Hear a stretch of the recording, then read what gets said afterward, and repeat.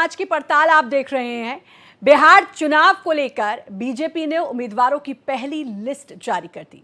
पहली लिस्ट में 71 उम्मीदवारों के नाम पर मोहर लगाई गई है। बीजेपी के पहले लिस्ट में पार्टी के सीनियर नेता सम्राट चौधरी, विजय कुमार सिन्हा, ताराकिशोर प्रसाद, रेणु देवी, प्रेम कुमार, मंगल पांडे, कृष्ण कुमार, ऋषि और राम नारायण मंडल को उम्मीदवार बनाया गया है। वहीं कुछ सीटों को लेकर एनडीए में अनबन की खबर थी, जिसे लेकर बैठकों का दौर जारी है और अब सब ठीक ठाक होने का दावा किया जा रहा है। वहीं इसके ठीक उलट महागठबंधन में अभी तक सीट शेयरिंग को लेकर खींचतान जारी है। ना सहनी मानने को तैयार है और ना ही कांग्रेस आरजेडी के बीच कोई आखिरी समझौता हो पाया है। पहले चरण के चुनाव के लिए नामांकन की आखिरी तारीख 17 अक्टूबर को है और दोनों पार्टियों की कोशिशें यही हैं कि जल्द से जल्द सभी विवादों को सुलझा लिया जाए। लेकिन जिस तरह से महागठबंधन में पेंच फंसा हुआ है, उसने तेजस्वी की टेंशन को बढ़ा दिया है। हालांकि वो भी दावा यही कर रहे हैं कि कल तक सब ठीक हो जाएगा। बीजेपी की पहली लिस्ट में कुल 71 कैंडिडेट्स के नाम शामिल हैं। डिप्टी सीएम सम्राट चौधरी तारापुर सीट से चुनाव लड़ेंगे, जबकि पार्टी ने दानापुर से रामकृपाल यादव को उतारा है। इस बार पार्टी ने अपने सभी बड़े नेताओं को टिकट दिया है। मंत्री नितिन नवीन को बांकीपुर से उतारा गया है, जबकि मंत्री मंगल पांडे को सीवान से टिकट दिया गया है। उधर एनडीए में कुछ सीटों पर जेडीयू और चिराग पासवान के बीच थोड़ी अनबन की खबर नजर आ रही है, जिसे लेकर बीजेपी और जेडीयू के खेमे में बैठकों का दौर जारी है और दावा किया जा रहा है कि एनडीए में ऑल इज वेल है। नीतीश जी के नेतृत्व में, आदरणीय प्रधानमंत्री जी के नेतृत्व में पूरा एनडीए एकजुट है और लगातार बैठक का दौर चल रहा है। अंतिम दौर में है। बैठकों के माध्यम से सीटों पर संख्या हम लोगों ने क्लियर कर दिया है। अब अंतिम दौर में सीटें बंटवारे का काम चल रहा है। अगले कुछ घंटों में सारे चीजें क्लियर हो जाएंगी।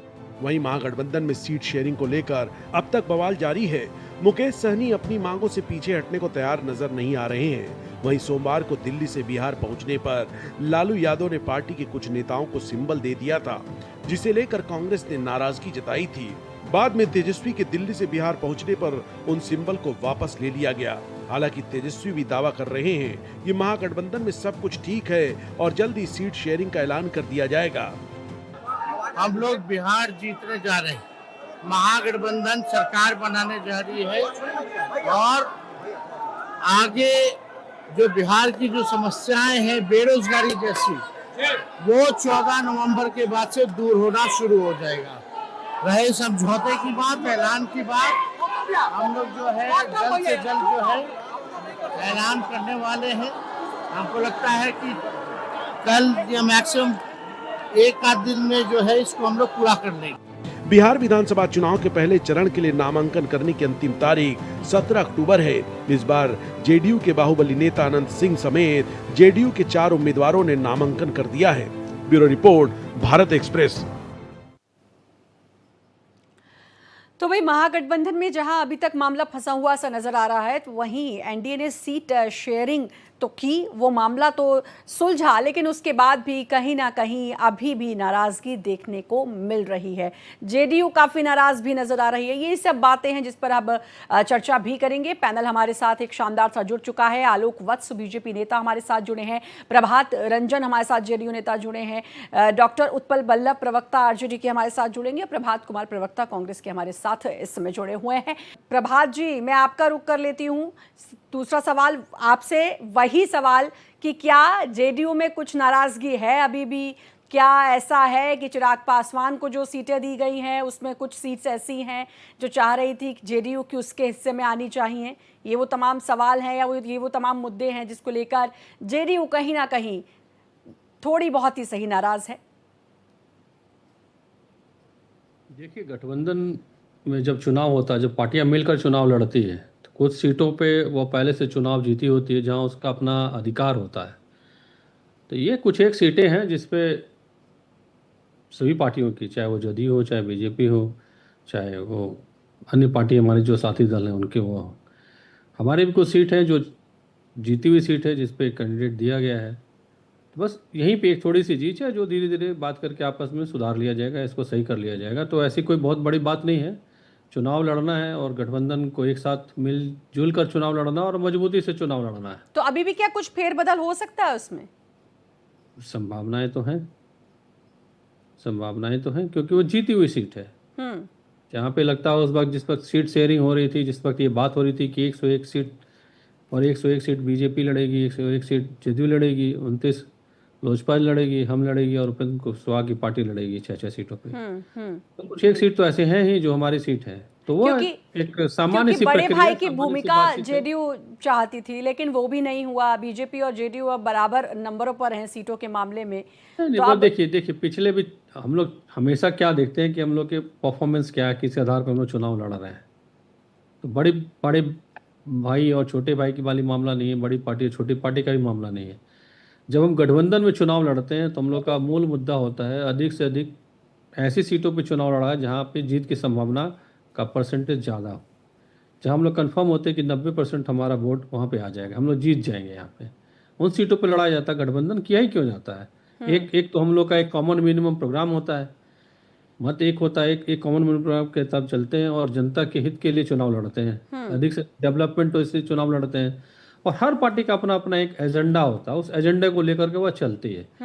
कॉमन मिनिमम प्रोग्राम होता है, तो सभी दल आपस में मिल बैठ कर बात करते हैं और एक कॉमन मिनिमम प्रोग्राम का एक एजेंडा तय होता है और उस पर चुनाव लड़ते हैं। जहाँ तक बात है कि कुछ मतभेद है कुछ सीटों पे, तो ये मतभेद नहीं है। यहाँ लोगों को बताया जा रहा है कि इस सीट पे अगर यह व्यक्ति चुनाव लड़ेगा या फिर यह पार्टी चुनाव लड़ेगी तो जीत की संभावना अधिक होगी। तो निस्संदेह यह तो दल के महागठबंधन के हित में है। जो भी हमारा गठबंधन है, एनडीए का गठबंधन है, उसके हित में है।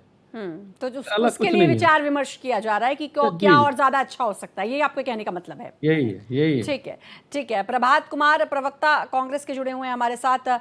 प्रभात जी, भाई एनडीए की तरफ से तो सीट शेयरिंग का जो मसला था वो काफी हद तक सॉल्व हो ही गया है।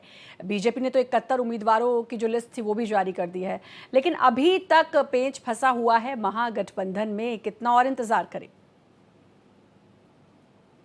नहीं, ज्यादा इंतजार नहीं करना पड़ेगा, मुझे जैसा लग रहा है। और इंतजार हम कर रहे हैं, क्योंकि वो उधर की आप बताएं ना बताएं, हकीकत तो चेहरे बयां करते हैं। और आलोक भैया मेरे बड़े भाई हैं और प्रभात जी का जो चेहरा है वो बता रहा है कि मामला कुछ और है। बाकी प्रभात जी ने एक बात कही तो मेरे राजनीतिक समझ से ऊपर की बात लगी कि पार्टियां तय करती है कि 90% वोट, तो ये 90% वोट कैसे एक पार्टी को हो जाएगा, आज तक मैंने देखा नहीं है। अब प्रभात जी का अपना एक अलग हो सकता है कि आकलन हो, तो मैं उसमें नहीं जाता। अभी दरअसल जहां हम बैठे हैं, चुनाव के जिस मुहाने पर बिहार खड़ा है, उस वक्त बिहार की बात होनी चाहिए थी। और ये जो मामला सीटों के बंटवारे को लेकर के लगातार डिबेटें हो रही है, तो मेरा व्यक्तिगत मानना है, क्योंकि मैं बिहार से आता हूँ, बिहार के जो मुद्दे हैं वो इन बातों से बहुत बड़े हैं। ठीक है, चुनावी प्रक्रिया एक रास्ता है जो तय करती है कि उन मुद्दों पर सत्ता में कौन आएगा, विकास कौन करेगा।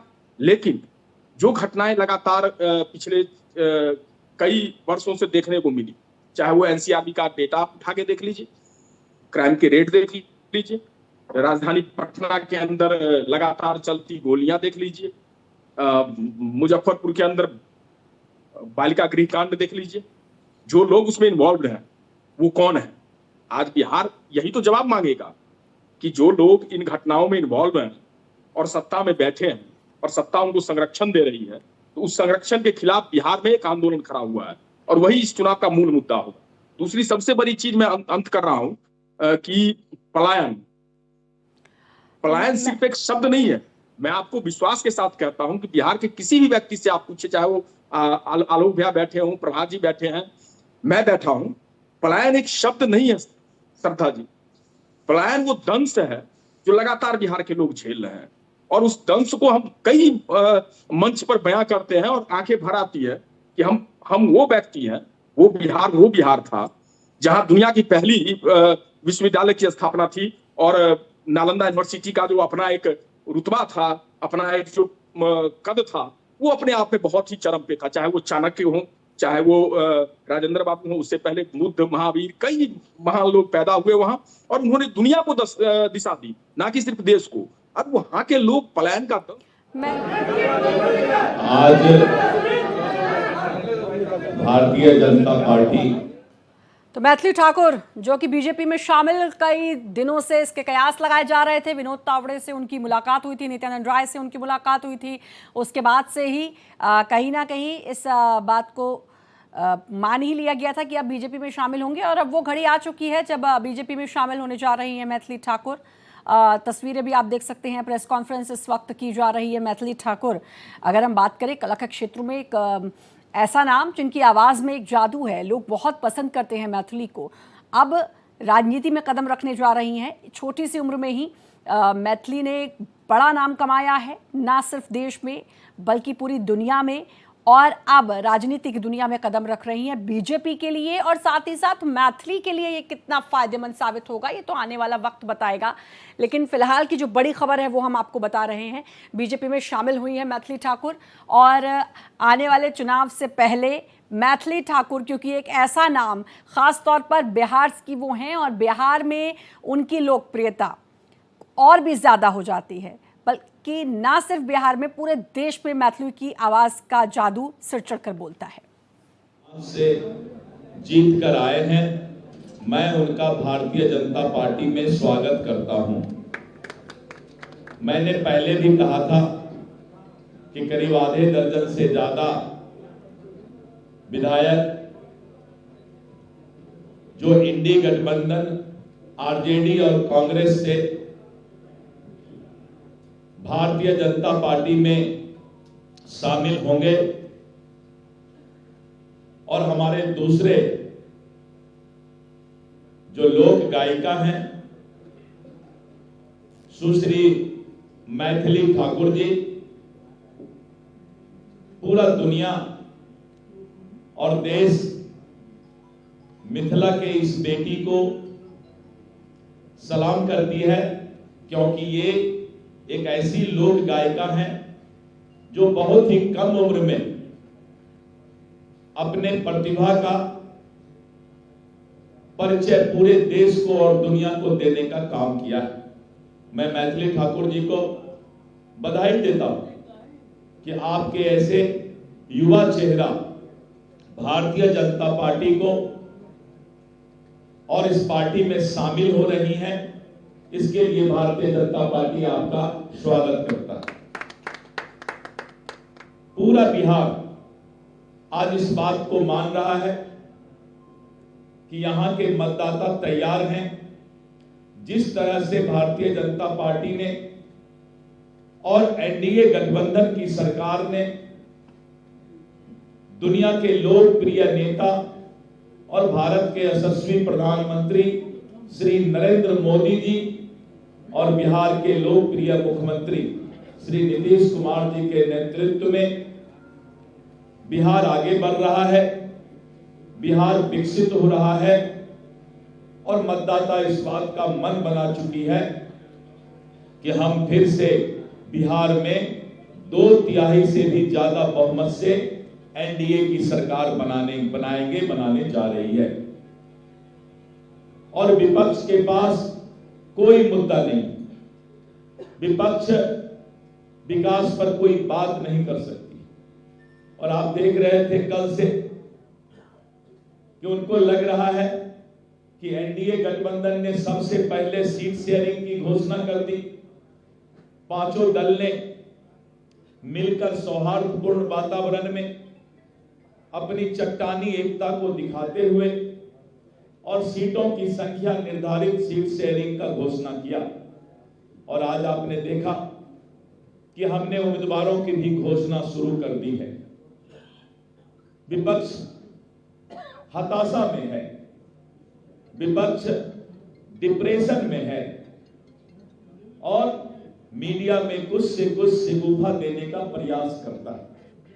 लेकिन शिगुफा तो शिगुफा होता है, अफवाह तो अफवाह होता है, 2-3 घंटा चलता है, लोग मजा लेते हैं, लेकिन बाद में जब पता लगता है कि ये 5 पांडव एनडीए जिस चट्टानी एकता के साथ विधानसभा चुनाव का आगाज कर चुकी है कि अब मतदाता ने मन बना लिया है कि भारी बहुमत से एनडीए की सरकार बनेगी। मित्रों, अभी मैंने कहा था कि आधे दर्जन से ज्यादा विधायक इंडी गठबंधन राजद कांग्रेस को छोड़कर भारतीय जनता पार्टी में शामिल होंगे। आगे आगे देखिए होता है क्या। कल फिर हम लोग मिलेंगे और इस तरह करके चारों तरफ विपक्ष धाराशाही होता जा रहा है। विपक्ष का टायर पंचर हो गया है, विपक्ष के टायर का हवा निकल गया है, क्योंकि हमने ईमानदारी से पारदर्शिता के साथ गठबंधन धर्म भी निभाया है और नीतीश कुमार जी के नेतृत्व में जो हमारा ये चुनाव बिहार विधानसभा का होगा उसमें हमने ठाना है। एक आदमी जाइए वहां उनके पास, थोड़ा उनको बैठाइए कुर्सी में, नमस्कार कर रहे हैं, मेरा भी नमस्कार ले लेंगे। और सब लोगों ने ठाना है कि फिर से एनडीए का सरकार लाना है। रफ्तार पकड़ चुका है बिहार और बिहार अब एनडीए सरकार में ही आगे बढ़ेगा, विकसित होगा। महिलाओं का सशक्तिकरण, गरीब का कल्याण, युवाओं का भविष्य, किसानों का कल्याण, ये हमारी सरकार की प्राथमिकता है और हम इसी प्राथमिकता के साथ चुनाव में मतदाता के पास जाने वाले हैं। आप सभी मीडिया कर्मी के भाइयों बहनों और साथ में जो छायाकार बंधु हैं सभी लोगों को मेरा नमस्कार।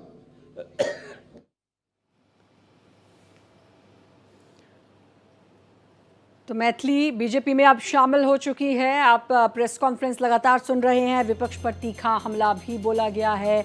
अभी तक खबर ये कि अलीनगर से चुनाव लड़ सकती हैं मैथिली ठाकुर, बीजेपी में शामिल हो चुकी हैं। तस्वीरों में आप देख सकते हैं प्रेस कॉन्फ्रेंस, मैथिली ठाकुर इस प्रेस कॉन्फ्रेंस में बैठी हुई दिखाई भी दे रही हैं। तो अब बीजेपी का दामन थामा मैथिली ठाकुर ने।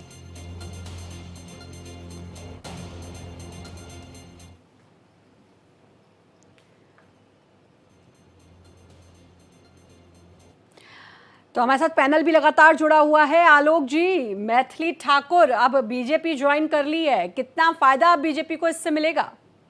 चंदा जी, ये लोग नामचीन लोग हैं, समाज में अपना एक विशिष्ट स्थान बना चुके हैं, एक फैन फॉलोइंग जबरदस्त अक्रॉस इंडिया बना चुके हैं। साफ सुथरी इमेज की महिला हैं और युवा हैं, मात्र 25 साल की हैं। ऐसे लोगों को राजनीति में आने से राजनीति स्वच्छता बढ़ेगी, राजनीति स्वच्छता बढ़ेगी और राजनीति में प्रखर और पढ़े लिखे लोगों का आगमन होगा। इसका हर तरह से स्वागत करते हैं। इनके आने से चौतरफा लाभ होगा, इसमें कहीं कोई शक नहीं। इनके जानने वाले, इनके चाहने वाले सब जिस पार्टी में गई है उस पार्टी के तरफ वो भी मुखातिब होंगे, हमारा ऐसा मानना है। ऐसे लोगों को, समाज के ऐसे लोगों को जरूर आना चाहिए राजनीति में, ताकि राजनीति में एक स्वच्छता, शुचिता, समानता आए और समाज को उत्कृष्ट लोगों के योगदान मिले। मैं इनके आने का स्वागत करता हूं और उम्मीद करता हूं कि इनके आने से भारतीय जनता पार्टी को शक्ति प्राप्त हो।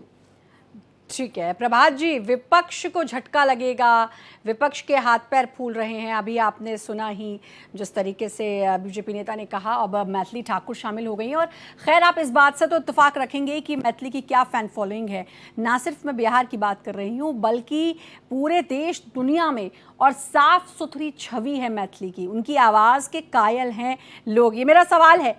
मैथिली के बारे में कुछ कहना चाहता हूं। नहीं, इसका जवाब मुझे पहले दे दीजिए। मैथिली की तो मैं बात आपके सवाल पे आ जाता हूँ, श्रद्धा जी आपके सवाल पे आ जाता हूँ प्लीज। मैथिली मेरे घर की बेटी है, कला जगत का बड़ा नाम है। मैं स्वयं कला जगत से ही आता हूँ, तो मैं इस नाते उसको आगामी राजनीतिक भविष्य की दिल से शुभकामना देता हूँ। हाँ, एक बात जरूर मुझे अखरी कि मैथिली जैसे सरस्वती की पुजारन के बगल में बैठ करके एक व्यक्ति ऐसे बेहूदी बातें करता है, और वो भाजपा के नेताओं से अपेक्षा भी है मुझे। वो कहता है टायर पंक्चर हो गई, हवा निकल गई। अरे थोड़ा सा कम से कम इतनी गरिमा तो रखो कि बगल में सरस्वती की उपासक बैठी है, कुछ सीख लेते। ये जायसवाल जी वही है, विद्या के मंदिर में चोरी करने का आरोप है इनके ऊपर, हत्या का मुकदमा है इनके ऊपर, तो इस व्यक्ति से तो मैं यही अपेक्षा रखता हूँ। ठीक है, कि तुच्छ चलिए भाषा ही अब बोलेंगे। अगले सवाल पे आ अब आते जाते हैं हैं। आपके प्रश्न पे, सीपीआई एमएल पे आते हैं। देखिए, सीपीआई एमएल, श्रद्धा जी, एक पार्टी है, उसकी अपनी विचारधारा है। वो आज की पार्टी नहीं है। बहुत दिनों से कम्युनिस्ट विचार के लोग, जब अंग्रेजों से लड़ाई लड़ रहे थे हम, तब कांग्रेस की एक विचारधारा थी, एक कम्युनिस्ट विचारधारा थी। वो अलग बात है कि आलोक भाई की विचारधारा वाले लोग मतलब पेंशन वेंशन पाते थे, लेकिन अंग्रेजों से जो वास्तविक लड़ाई लड़ने का काम हो रहा था, उसमें कम्युनिस्ट एक विचारधारा थी, एक कांग्रेस की विचारधारा थी। तो ठीक है, अगर जिनको जहां पर जैसे, राजनीति में तो ये नहीं है ना कि किसी को आप प्रेशराइज कर दो कि नहीं आपको मेरे साथ रहना है। वो अलग बात है, अमित शाह जी करते हैं, अब माधी जी रोते रहे, अमित शाह जी नहीं ने तो किया, अब सीपीआई वो तो एमएल अलग साथ मैटर है। में नहीं है क्या महागठबंधन के, क्या समझे?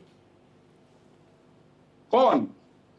वे जो आपने कहा अरे कि भाई जैसे आपने राजनीति में तो प्रधान जी ने कहा हम ना, इतने लिबरल हैं कि रहना है तो रहिए, नहीं रहना नहीं, तो आप समझी नहीं। मैं ये कह रहा हूं कि बेशक अगर उन्होंने नाम की घोषणा कर दी होगी, मेरे पास में ऑफिशियल कोई सूचना नहीं है, अगर कर भी दिया होगा, फिर भी हमारे पास में रास्ते हैं। अगर प्रधान जी ने बताया कि उनके पास रास्ते हैं कि भाई ये तय कर लेंगे बाद में कि कैसे क्या करना है, सीट आगे पीछे हो सकती है, तो हमारे पास भी हो सकती है। ये सुविधा एक तरफा थोड़े होगी, हम भी कर सकते हैं। हो सकता है 18 नामों की घोषणा हुई, बाद में हमारा तय हो जाए कि नहीं वो 12 पे लड़ेंगे। हो सकता है, ये संभावनाएं तो राजनीति में अनंत होती है। तो मेरा व्यक्तिगत मानना है कि एक पार्टी, उसकी अपनी विचारधारा, उसकी अपनी आइडियोलॉजी, उसका अपना एक संविधान मतलब होता है, सब कुछ उसके तहत ठीक ठाक है। आ जाती है। मतलब सब कुछ ठीक ठाक है। एक और मेहमान हमारे बिल्कुल साथ। ठीक ठाक है, बिल्कुल बेशक। मैं आपको आश्वस्त करता हूं कि बिहार ने ठान लिया है कि ये ऐसे टुच्ची भाषा बोलने वाले, ऐसे जुमलेबाज लोग, जनता के साथ बालिका गृह कांड में जो लोग संलिप्त थे वो हों, चाहे वो भू माफिया जिन्होंने मोतिहारी का वो चीनी मिल बेच दिया, तो प्रधानमंत्री जी ने कहा था कि इसकी चाय पीऊंगा, इसकी चीनी की, ऐसे लोगों के खिलाफ बिहार की जनता, और जिनके पीठ पर लाठियां मारी गई है इस सरकार के द्वारा, याद रखिएगा श्रद्धा जी, युवा जब आक्रोशित होता है तो वो बड़े ढंग से प्रतिकार लेता है। जिसकी पीठ पर इन्होंने लाठी पिटवाने का काम किया है पटना की धरती पे, और रक्त रंजित किया है पटना की भव्य धरती को, वो इससे बदला लेंगे, वो लड़ने को तैयार है। सत्ता बदलेगी और हम आ रहे हैं। ठीक है, ठीक है, ठीक है। ये तो खैर अब हम सबको 14 तारीख का इंतजार रहेगा, 14 नवंबर का। आलोक जी, मैं फिर आपका रुख करना चाहूंगी। सीट शेयरिंग, 2 चरणों में चुनाव, ये तमाम जो बातें हैं, एसआईआर, इस सब के बीच कल एक बड़ा फैसला आया जिसमें आरजेडी के प्रमुख लालू प्रसाद यादव, उनके बेटे तेजस्वी, उनकी पत्नी राबड़ी देवी, जिन पे आरोप सिद्ध हुए हैं, उसके बाद बड़ा घमासान मचा हुआ है। उसके बाद घमासान ये, क्योंकि आरजेडी ने सीधे ये आरोप लगाया, तेजस्वी यादव ने कहा कि हमको तो धमकी दे दी गई थी, टाइमिंग पर सवाल उठाए गए। इस सब का कितना फायदा अब बीजेपी को या एनडीए को मिलेगा, आपको ऐसा लगता है? देखिए श्रद्धा जी, प्रभात जी बड़े प्रखर वक्ता हैं कांग्रेस के, लेकिन इनके लिए मुझे बिहार का एक जुमला याद आता है, सिर मुड़ाते ओले पड़े। जैसे चुनाव का वक्त आया वैसे ही इनके शीर्ष के नेता दोषी करार दे दिए गए, और ये कह रहे हैं कि वो हमने करवा दिया। तो क्या भारतीय जुडिशरी को बीजेपी चलाती है? क्या वो जजेज बीजेपी अपॉइंट करती है? ये भारतीय लोकतंत्र पर जो इन्होंने उंगलियां उठाई इस बात को कह के, वो तो बहुत शर्मनाक है भाई। जस करनी तस भरनी। आऊंगी प्रभात जी, आऊंगी। जैसे आप करेंगे वैसा आप भरेंगे। आप न चोरी करते, न आपको ये सब होता। और भी देश के चीफ मिनिस्टर हैं, और भी नेता हैं, कहाँ किन्हीं के ऊपर कुछ हो रहा है? विपक्ष के भी बड़े बड़े नेता हैं, लेकिन जो किया है वो तो भुगतना पड़ेगा। और ये गलत मैसेज तो ऑलरेडी चला गया बिहार की जनता में, भाई ये चोर लुटेरे लोग हैं, इनके हाथ में अगर सत्ता सौंपेंगे तो ये क्या करेंगे? मान लीजिए 5% वोट, 10% वोट इनका अगर इफेक्ट होता है तो प्रभात जी को सिर मुड़ाते ओले पड़े। चुनाव के शुरू में ही इनको तो प्रभात जी ऐसा हुआ है, सिर मुड़ाते ओले पड़ गए? और अब इस फैसले के बाद, एक बार मेरा प्रश्न भी ले लीजिए साथ में, क्या इस फैसले के बाद अब कांग्रेस, क्योंकि कांग्रेस को अब तक कहीं ना कहीं आरजेडी इतनी सीट देंगे नहीं देंगे, अब इसके बाद ऐसा हुआ है कि कांग्रेस एक मजबूत भूमिका में आ गई कि भाई अब तो सीटें ज्यादा होनी चाहिए, क्योंकि ये कि आरोप सिद्ध हो गए तो इसका असर इलेक्शन पर पड़ सकता है? तो बढ़िया गया है प्रभात जी का। श्रद्धा जी मैं स्पष्ट कर दूं, जो शब्द का उपयोग आपने किया मुझे लगता है उसमें एक तकनीकी खामी है। बताइए। आरोप सिद्ध नहीं हुआ है, समझिएगा इस चीज को। कानून के आरोप हिसाब से तय हुआ। आरोप नहीं तय हुआ हुआ है, है ट्रायल चलेगा। तो इस बात को क्लियर कर मेरे लीजिए मुंह कि से अगर आरोप सिद्ध कोई निकला है सिद्ध तो नहीं हुआ मैं है, ऑन दोषी एयर इसे करार नहीं सुधार किए गए। करती हूँ। एक सेकंड, मेरे मुंह से अगर सिद्ध निकला है तो मैं ऑन एयर इसका सुधार करती हूँ। नहीं, मैं आपको मैं आरोप प्रत्यारोप में नहीं जाता। मैंने कहा स्पष्ट हो जाना चाहिए लोगों के, आपके व्यूअर्स को स्पष्ट हो जाना चाहिए। एक दूसरी बात कि अभी बात हमारे आलोक भाई कह रहे थे सिर मुड़ाए ओले पड़े। हाँ ठीक बात है, हिमंता विश्व शर्मा, भाग मुकुल भाग, वो जो वहां वाले महाराष्ट्र वाले आलोक भैया पता है, याद है, भूल गए उनको, नेशनल करप्ट पार्टी, 70,000 करोड़ चक्की पिसिंग एंड पिसिंग, सुबह सुबह कल भैया वित्त मंत्री बना दिया। मतलब जिसको चोर बताते थे उसको वित्त मंत्रालय दे दिया। ये है इनका चाल चित्र चेहरा। अब आते हैं, योगी जी का नाम तो सुना होगा सबने, कितने मुकदमे थे आलोक भाई उनके ऊपर, और स्वयं मुख्यमंत्री बन के अपने ऊपर का मुकदमा खत्म करवाया। यह भी एक बड़ा आरोप है, समझिएगा इस खेल को। नाम अगर मैं लेना शुरू करूं तो भाजपा के अंदर इनके राष्ट्रीय अध्यक्ष करप्शन की बात कर रहे थे ना, स्वर्गीय बंगारू लक्ष्मण साहब, क्या आरोप लगा था उनके ऊपर? रक्षा सौदों में, श्रद्धा जी मेरी बात को समझिएगा, रक्षा सौदों में ऑन एयर घूस लेते हुए पकड़े गए। ये इनके राष्ट्रीय अध्यक्ष का कारनामे थे। तो ये लोग अगर भ्रष्टाचार और करप्शन पर बात करेंगे, लोग समझ चुके हैं इनके जुमलेबाजी में कोई नहीं आने वाला। और अंतिम बात, हमारे गठबंधन को इस बात से कोई फर्क नहीं पड़ता कि भारतीय जनता पार्टी के जो 2-3 और ये तो 5 आप जो देख रही हैं गठबंधन के लोग, मतलब पार्टियां, ये तो फ्रंट पे है, बैक में भी कुछ गठबंधन है, वो ईडी, सीबीआई, आईटी, तो इनसे हमारा कोई फर्क नहीं पड़ता। सब पर बीजेपी का प्रभुत्व है, और चाहे जुडिशरी से लेकर ईडी, सीबीआई, ये तो खैर आरोप लगा रही है। अंतिम पंक्ति बोल के खत्म कर रहा हूं, अंतिम पंक्ति बोल के खत्म कर रहा हूं कि मेरी अपनी लाइन थी श्रद्धा जी कि तुम जितना हमें दबाओगे उतना ऊंचा ही पाओगे, हम सूरज हैं, हमको कैसे जुगनू का डर दिखलाओगे। तो ये तो जुगनू का डर दिखलाने का प्रयास कर रही है भारतीय जनता पार्टी, हम पे नहीं चलने वाला, हम अंग्रेजों से नहीं डरेंगे, इनसे क्या डरेंगे। ठीक है, तो मतलब जो आपने कहा कि जब योगी सीएम बन गए तो अपने ऊपर जो मुकदमा था उसको हटा दिया। ऑन रिकॉर्ड है श्रद्धा जी, ऑन रिकॉर्ड है। और इसके आगे अगर मैं बोलूं तो फिर जस्टिस लोया का जिक्र कर दूंगा, तो फिर आलोक भैया को कुछ छिपाए नहीं छिपेगा। जस्टिस लोया केस का अगर मैंने जिक्र कर दिया तो वो किस पर चार्ज था, ये बहुत बड़ी बात हो जाएगी फिर। ठीक है, चलिए जावेद जी से उनका भी पूछ लेते हैं, उनसे भी कि उनका क्या कुछ समझना है अब, क्योंकि सीट शेयरिंग को लेकर तो मामला अटका हुआ ही है महागठबंधन में। इस सब के बीच आरजेडी पर एक बड़ी मुसीबत कल आई है, उसके बाद क्या कुछ रुख बिहार चुनाव का रहने वाला है, कितनी परेशानी ये कांग्रेस के लिए भी खड़ी हो सकती है, आरजेडी के लिए भी खड़ी हो सकती है, और साथ ही साथ एनडीए को इसका फायदा मिल सकता है।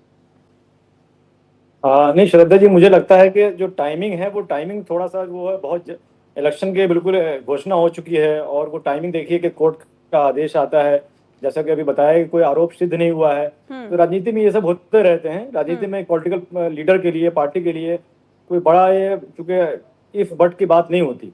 राजनीति का मतलब ये है कि आपको इन सवालों से जूझना पड़ेगा, केस से जूझना पड़ेगा। तो मुझे लगता है कि जनता पे इसका कोई ज्यादा फर्क नहीं पड़ेगा, क्योंकि जहाँ तक देखिए 20 साल ऑलरेडी जिस सरकार को लोग देख रही है, बिहार की जनता 20 साल से देख रही है, और 20 साल में एक युवा जो है इस लायक हो जाता है, वो अपनी पसंद नापसंद तय कर सकता है। 20 साल जो कहा जाता है, तो अब नौजवान खुद अब सोच रहा है कि भाई मैं पलायन क्यों कर रहा हूँ, अपने माता पिता को छोड़ करके। हर आदमी की इच्छा होती है कम से कम बुजुर्ग माता पिता के साथ हम रहें, चाहे वो किसान हो, युवा हो। मजबूरी में एक बिहार को प्लान करके बाहर जाना पड़ता है। माता पिता किस अवस्था में वहाँ घर पे अपना गुजारा बसर करती हैं।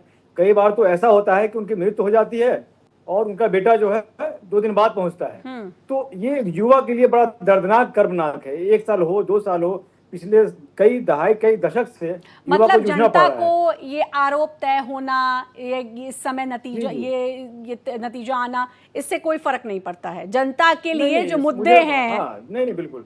जनता ने बहुत समझदार जनता हो गई है। जनता देख रही है कि अब वो आंख कान जनता का खुला हुआ है। अब वो ज़माना ख़त्म हो गया कि पूरे मोहल्ले का एक प्रधान कहता है भैया वोट इधर दे देना, अब प्रधान की बात भी नहीं सुनी जाती। अब एक एक वोटर जो है वो जागरूक हो गया है, उसे पता है कि किस लीडर में क्या खूबी है, किस लीडर ने सत्ता में रहते हुए क्या काम किया है, वो सबको पता है। अब ये सब बातें आरोप प्रत्यारोप का दौर अब खत्म हो गया है। अब लोगों को मौका मिला है। चुनाव जो है हमारे यहाँ लोकतंत्र का एक जश्न माना जाता है। इस जश्न में हर आदमी बढ़ चढ़ के हिस्सा लेगा और ये चीज़ें निकल के आएंगी। यकीनन बिहार में लोग जो है जमीन पे बाहर ना हो, लोगों के मन में भी बाहर हो, लोगों के तंत्र में भी बाहर हो। हालांकि मुझे लगता है कि सब एनडीए बाहर क्या इसको बाहर कैश बाहर। करवाएगी। हमारे साथ जेडीयू नेता भी जुड़े हुए हैं। प्रभात जी, एनडीए क्या इसको कैश करवाएगी? क्या जेडीयू इस बात को कहेगी कि भाई ये जो जंगल राज की बात बार बार आती है, उसका एक उदाहरण के तौर पर जो कल एक गाज गिरी है आरजेडी पर, इसको पेश करेगी इस चुनाव में एनडीए या जेडीयू में? खासतौर पर आपसे पूछूं तो देखिए, यह मुद्दा तो शुरू से रहा है। लालू जी चारा घोटाले में आरोपित रहे हैं, उनको सजा भी मिली है, कई महीने वो जेल में भी रहे हैं, भले ही वह जेल विशेष रहा हो। अगर शब्दों के लबो चाशनी में डाल के बोले तो लगेगा कि नहीं, जनता को कुछ फर्क नहीं पड़ता। फर्क तो पड़ता है। यह इतना बड़ा घोटाला हुआ, उसके बाद जमीन घोटाला हुआ, नौकरी दे करके जमीन लिया गया। भाई, आप दूसरे के बच्चे को बेरोजगार करें और अपने बच्चे को नेता बना रहे हैं।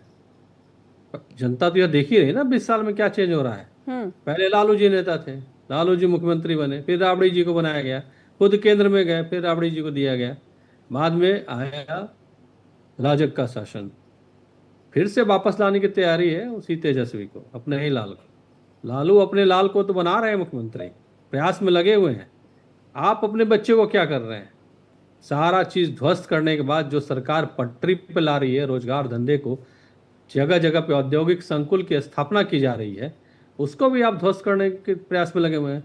जनता भूली नहीं है जंगल राज को, जनता बिल्कुल नहीं भूले, उसे पूरी तरह से याद है। और जनता को जब सब कुछ याद है तो उसे तंदूर कांड भी याद है, नैना सानी को के साथ किस तरह से जलाया गया था मक्खन डाल डाल के। कांग्रेस के हमारे मित्र दूसरे पर जब आरोप लगा रहे होते हैं तो उन्हें यह जानना चाहिए, पता होना चाहिए कि भाई आरोप प्रत्यारोप लगाने के लिए आए हैं या मुद्दों पे बात करने के लिए आए हैं। कई एक चीज उगड़ेंगे, यहाँ फूलगोभी उगा के करोड़ों रुपए का टैक्स दिया जाता है, समझिए, इनकम बताया जाता है, गमले में फूलगोभी उगती है और करोड़ों रुपए कमाए जाते हैं। तो ऐसे और उपाय बता दें लोग, किसानों को, हमारे बिहार के किसान को ही बता दें कि वह जो करोड़ों रुपये कमा रहे हैं गमले में उगा कर, हम लोग जो खेत में उगाते हैं वहाँ थोड़ा असर भी पैदा कर लें, हम लोग भी मत्स्य पालन करें, वहाँ बढ़ा लें हम लोग, कुछ बताएं तो आप। लेकिन आप आते हैं एक नया शगुफा लेके आते हैं, एक नए आरोप लेकर आते हैं और प्रत्यारोप करते हैं। भाई, बिहार में जो विकास किया जा रहा, आप उसमें सहयोग की भावना को लेकर के तो आए। आप देखें जो औद्योगिक संकुलों की स्थापना के लिए वहाँ पे और क्या कमी रहेगी और क्या बढ़ाया जा सकता है, मुद्दे उठाएं। बिजली की कमी अगर है तो थर्मल पावर वहाँ पे स्थापित किया गया है, और कितने होने चाहिए, इसकी आवाज प्रभात उठाएं। जी, आप मुद्दे रेलवे उठाएं, लाइन अगर आरोप कुछ ना क्षेत्रों में नहीं लगाएं, गया ये है, प्रभात रंजन जी का कहना है। मैं जवाब दे देता हूं। इन्होंने हमें, इनको मैंने पूछा बालिका गृह कांड क्या हुआ, उसका जवाब नहीं दिया। अभी ये बोल रहे थे, इनको पूछिए सृजन घोटाला, पैसा एनजीओ में जाता था, मैं नाम ले रहा हूं, मनोरमा देवी, पूछे कौन है जेडीयू के नेता को, पता हो तो पता हो, नहीं पता हो मुझे नहीं पता। एनजीओ में पैसा जाता था और एनजीओ पैसे देती थी काम करने के लिए।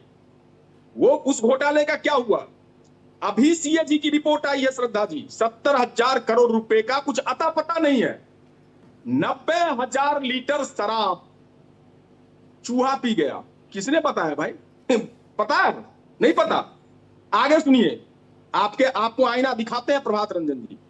ADG law and order, ADG law and order क्या कह रहे हैं? क्योंकि ये किसान खाली होते हैं इस टाइम पे, इसलिए क्राइम बढ़ जाता है। शर्म आनी चाहिए सरकार को, सरकार इकबाल से चलती है और आप लोग चाशनी और शब्द की बात कर रहे हो। मेरा पैसा उपाय है, तो बताइए महाराज, हमें मत समझाओ। उगाने का उपाय बताइए, अपने वो पैसे कमाएंगे किसान। याद करोगे तो गमले में उगाने पे करोड़ रुपया कि बालिका गृह कांड में क्या क्या किया था, इनकम होता और है। कौन सा लगन वो बताइए ना, खेतों में कैसे उगाए, और सरकार आएगी उन्हें तो अरबों रुपए कमाने, आप गमलों में कमाएंगे, मैं सुनना आता, शांति से सुनिए। आप वो उपाय तो बताइए। यहाँ ये हुआ वहाँ वो छोड़ दीजिए, कमाने का उपाय आप बताइए। इसके आगे आपके पास तो है वो टेक्निक, कहाँ चल रही है श्रद्धा जी? टेक्नोलॉजी आप ट्रांसफर वहाँ कीजिए। चल रही है तो बात को आगे टेक्नोलॉजी ट्रांसफर कीजिए, टेक्नोलॉजी ट्रांसफर करने की जरूरत है।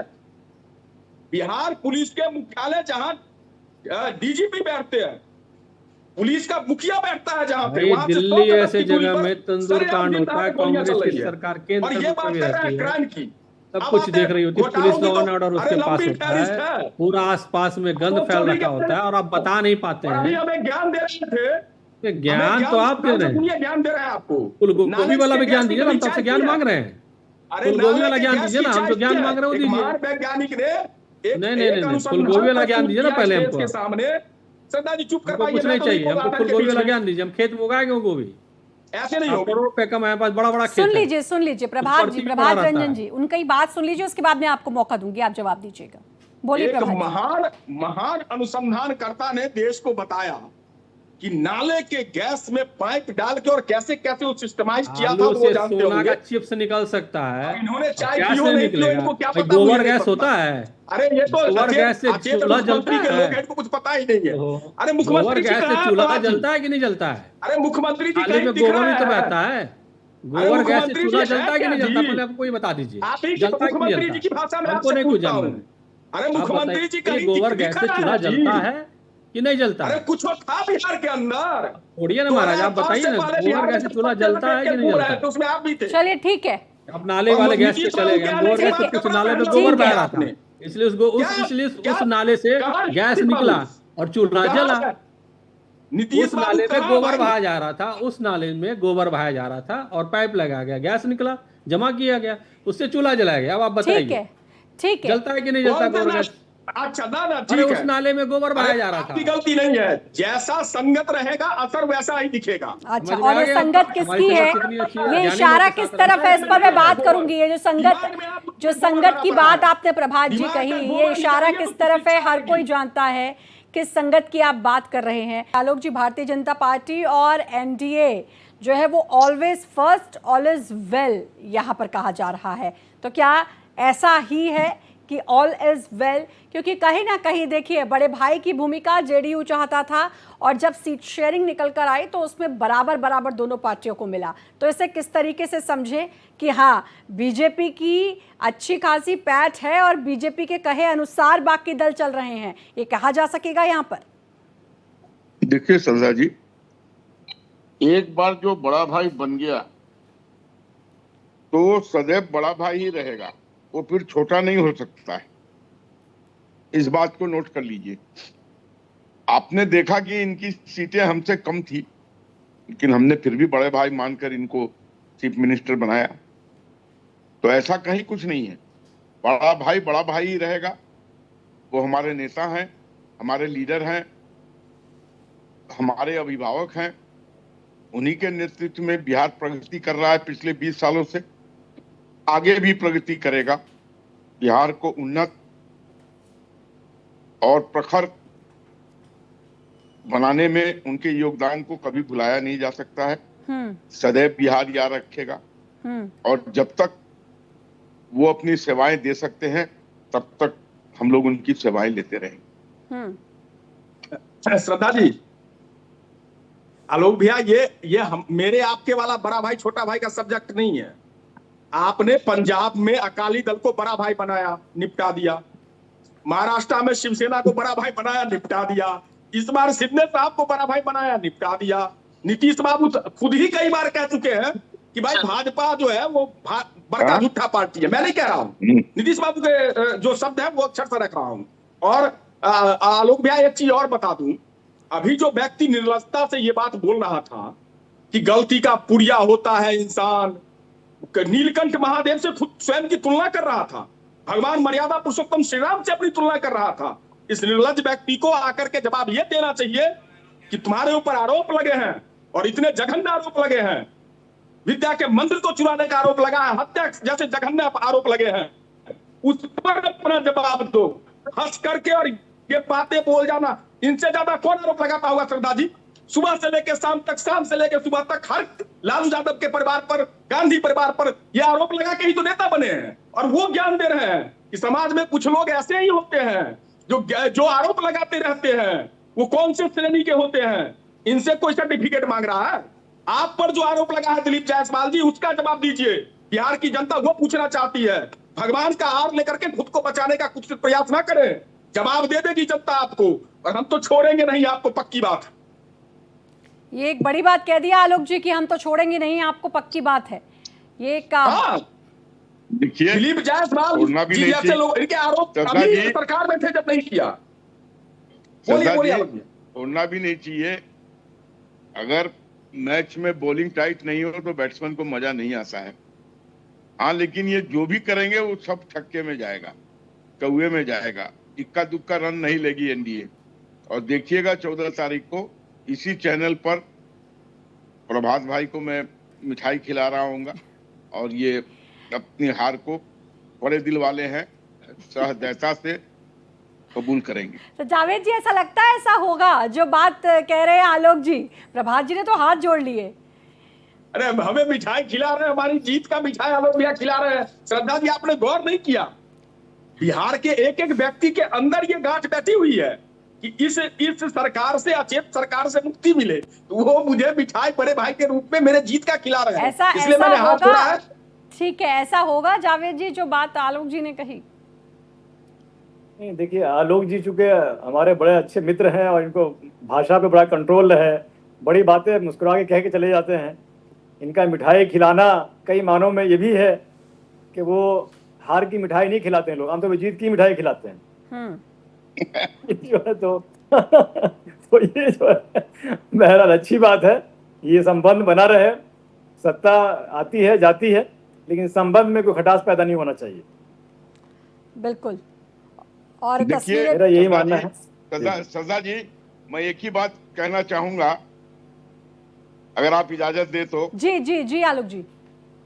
जिस तरीके से नेताओं का नैतिक पतन हुआ है अक्रॉस पार्टी लाइन, वो देखकर मन घृणा से भर जाता है। ठीक है, राजनीति करो, कुछ भी करो, लेकिन बिलो द बेल्ट मत जाओ। उदाहरण भी दे दीजिए। उदाहरण गिनाने लगूंगा तो इस हमाम में सब नंगे हो जाएंगे, इसलिए उस बात को यहीं तक रहने दीजिए। आप मिठाई का इंतजार कीजिए, चाहे हम तो यही मुद्दे हमाम में सब नंगे, यही मुद्दे लेकर भी आप चुनावी मैदान में उतरने वाले हैं? नहीं, अगर इतनी स्पष्टता से बोल दिया तो हमारा ही लुटिया डूब जाएगा। क्या मैं समझूं इस बात को? इस बात को मैं कैसे समझूं और क्या समझूं आलोक जी? जैसे भी समझना है समझ लीजिए, जो सच्चाई थी वो। श्रद्धा जी, आप भी ऑन एयर बातें कहलवाना चाहती हैं, कुछ बातें पर्दे के अंदर जो बात आलोक जी ने बोली है उसके बाद तो भाई समझना जरूरी हो जाता है। और खुद एक बात तो बिल्कुल अक्रॉस पार्टी लाइन इन्होंने बोला है, तो मैं भी वही कह रहा हूँ। बिल्कुल, मैं भी इसमें स्पष्ट कर दूं, मैं पार्टी का प्रवक्ता हूं, लेकिन मैं स्पष्ट करता हूं, राजनीति के अंदर शुचिता, स्वच्छता और एक दूसरे के प्रति सम्मान। आप देखिए ना, पंडित नेहरू के खिलाफ लोहिया चुनाव लड़ते थे और हर बार चुनाव हार जाते थे, लेकिन पंडित नेहरू को माला सबसे पहले लोहिया पहनाते थे।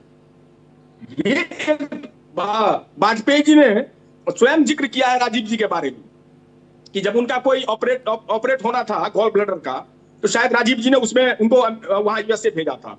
तो राजनीति में इतनी शुचिता और इतनी तो कम से कम होनी चाहिए एक दूसरे के प्रति भावना कि हम जब सामने मिले तो आंखें नीची ना, और स्वच्छता तो जरूरी है। चलिए, बड़ा अच्छा लग रहा है मुझे। बिल्कुल, ये आप सही कह रहे हैं, लेकिन इसमें ये कि युवा को भी एक बड़ा संदेश जाता है कि जब युवा देखते हैं कि हमारे आइडियल नेता जो हैं उनके अंदर शालीनता है, उनके अंदर संस्कृति है, तो युवा भी जाहिर है कल होके यही नेता बनेंगे ना।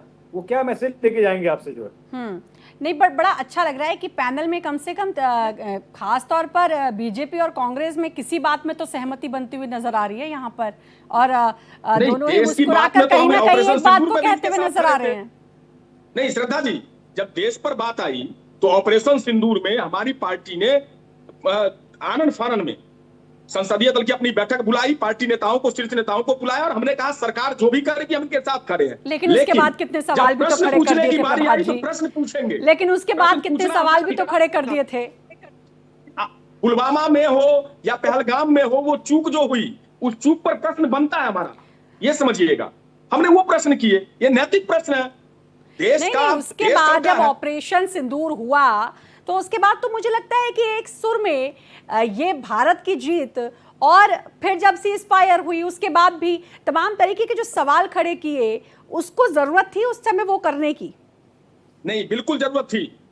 अगर आप अपने किए हुए दोष को नहीं परखोगे तो भविष्य बड़ा बुरा परिणाम देगा। हमने देखा था समझौता एक्सप्रेस, आप याद कीजिए, समझौता एक्सप्रेस और आगरा शिखर सम्मेलन, उसके बाद करगिल हो गया। अभी आईएसआई को बुला करके पठानकोट में जांच करवा रहे थे, उसके बाद उरी हो जाता है। हम नहीं पूछे कि पहलगाम में त्रिस्तरीय सुरक्षा व्यवस्था है और उसमें चूक कैसे हो गई। होम मिनिस्टर कोई तो जिम्मेदारी लेगा, होम मिनिस्टर ले, रक्षा मंत्री ले, या वहां नहीं, पर ये थोड़ा विरोधाभास हो रहा है कि हमने कहा जो सरकार, और ये खुद ये बात मैं मानूंगी कि राहुल गांधी ने कहा था हम सरकार के साथ हैं, लेकिन उसके बाद फिर तमाम तरीके के सवाल भी खड़े हुए थे, उस पर बहुत ज्यादा बहस भी हुई है, बहुत डिबेट हुए हैं। चुप्पी साधे प्रधानमंत्री जी, बोलिए ट्रंप झूठा है, मैं आज भी कह रहा हूँ। नहीं, बोली उन्होंने ये बात, ये बात बोली है कि किसी ने समझौता नहीं करवाया, ऐसे नहीं, ये बात सदन से बोली है। पा रहे थे कि उन्होंने अमेरिका जाकर के हाउडी मोदी किया, अब की बात ट्रंप सरकार किया। नहीं, उसके बाद जब सदन में बात हुई तो इस बात को कहा था। चलिए अब, क्योंकि प्रभात जी भी हमारे साथ जेडीयू की तरफ से जुड़े हुए हैं। प्रभात जी, 101 सीट किंग मेकर की भूमिका निभाने के लिए नीतीश कुमार को चाहिए होंगी कम से कम 50 से ऊपर सीट, और पिछले अगर कुछ सालों का हम आंकड़ा देखें तो कहीं ना कहीं वो ग्राफ घटता हुआ नजर आ रहा है, वो परसेंटेज घटती हुई नजर आ रही है। क्या लगता है, वोट परसेंटेज जो घट रही है इस बार उसको बढ़ा पाएंगे, वापस उस जगह पर पहुंच पाएंगे ताकि एक किंग मेकर की भूमिका जिसके लिए जाने जाते हैं नीतीश कुमार, वो एक बार फिर से निभा पाएंगे? नीतीश जी ही किंग रहेंगे। 2025 फिर से नीतीश, या हमारे बड़े भाई आलोक जी भी बोल रहे हैं, बीजेपी के नेता, और बीजेपी के तमाम बड़े नेता बोल रहे हैं 2025 फिर से नीतीश। इसमें कोई संशय नहीं, गठबंधन बिल्कुल एकजुट होकर के और बड़े खुश होकर चुनाव लड़ेगा। जनता भी तो बोले, जनता भी तो आवाज उठाए, अब तो जनता तय करेगी ना। जनता ही तो तय करेगी, इसलिए तो कह रहे हैं हमारा विकास कार्य कर बोलेगा, हमारा विकास कार्य। यहाँ कोई वहां पे जाकर के हम लोग अपने मुद्दों को तो बताएंगे ही, जो काम कर रहे हैं उसके बारे में तो बोलेंगे ही। नहीं मान रहे हैं ना, वो कहते हैं दिल्ली में मुख्यमंत्री सारे लोग तो जाएंगे ही। हम यह नहीं कहेंगे कि यह हम कहेंगे हम जो काम कर रहे हैं वो आपको दिया। हमने कहा हर घर नल हर घर जल मिला, हमने कहा हर घर बिजली गया, हमने कहा सड़कें बनाएंगे, इंडस्ट्री देंगे, स्कूल बनेंगे, विश्वविद्यालय बनेंगे, देखिए श्रद्धा जी, इसमें नो डाउट के मैं पत्रकार के हूँ और मुझे पता है जमीन पे सच्चाई क्या है। पिछले जो तीसरा टर्म है हमारे नीतीश जी का, उसमें कहीं ना कहीं लॉ एंड ऑर्डर बहुत चरमराया है। नीतीश जी ने बहुत काम किया बिहार में, ऐसे उनको सुशासन बाबू नहीं कहा जाता था, लेकिन बाद का लास्ट का टर्म जो है वो कहीं ना कहीं उनके, हमारे जेडीयू के प्रवक्ता भी इस बात को एहसास कर रहे होंगे कि कुछ चीजें जो है अगर सरकार में बिहार में लॉ एंड ऑर्डर बिगड़ता है तो सीधा सीधा आदमी किसको निशाना बनाएगा?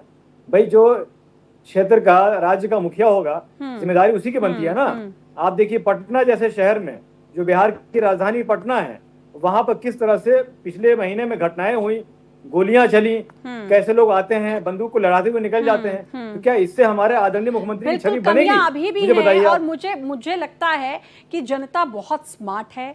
आज की जनता जो है वो हाईटेक है, और ऊंट किस करवट बैठेगा ये समझ पाना अब हर किसी के लिए मुश्किल है, क्योंकि जनता अब स्मार्ट हो चुकी है और जनता को पता है उसे क्या करना है, जिसके बारे में हम खुलकर कह पाएंगे 14 नवंबर को कि जनता ने क्या किया है। उसके लिए 14 नवंबर तक का इंतजार करना होगा। फिलहाल आप सभी का बहुत बहुत शुक्रिया भारत एक्सप्रेस के साथ जुड़ने के लिए, और इसी के साथ 5 की पड़ताल में इतना ही, लेकिन बाकी खबरों के लिए लगातार बने रहिए भारत एक्सप्रेस के साथ।